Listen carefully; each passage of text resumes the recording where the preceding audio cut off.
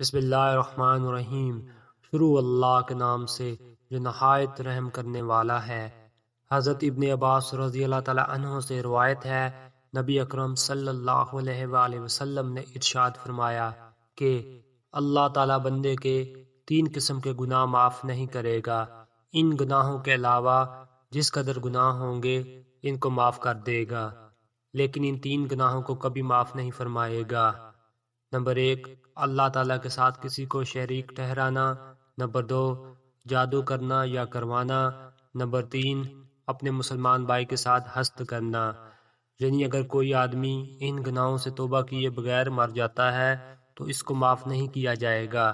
ان گناہوں کے علاوہ اور جتنے گناہ ہوں گے اگر اللہ چاہے گا تو معاف کر دے گا۔ شرک اس قدر سنگین جرم ہے کہ شرک کرنے والے آدمی کا کوئی عمل قبول نہیں کیا جاتا۔ جادو یہ وہ بدترین گناہ ہے جو آدمی کو ایمان سے خارج کر دیتا ہے۔ حسد یہ ایسا ذلیلہ گناہ ہے جو آدمی کی سالہ سال کی نمازیں، تلاوت، صدقات اور دیگر عبادات ایک لمحے میں برباد کر دیتا ہے۔ اللہ تعالی ہم سب کو اس حدیث پر عمل کرنے کی توفیق عطا فرمائے۔ السلام علیکم ورحمۃ اللہ وبرکاتہ۔